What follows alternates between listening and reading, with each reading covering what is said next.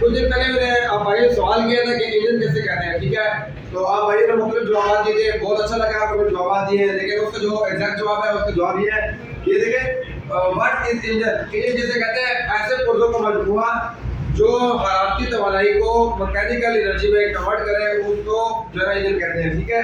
यानी मिसाल के तौर पर हमारे पास एक ऐसा मजमूआ, पुर्जों का मजमूआ हो जो जिसके अंदर हम पेट्रोल या गैस या जो भी हरारती तवानाई है उसको हम डालें और वो आगे हमें मैकेनिकल बात है, उसको इंजन कहते हैं, ठीक है।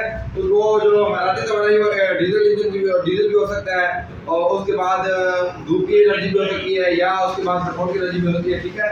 तो ऐसे पुर्जों का मजमूआ जो हरारती तवानाई को मैकेनिकल एनर्जी में कन्वर्ट करे उसे इंजन कहते हैं, ठीक है। तो इसका ये एग्जैक्ट आंसर है।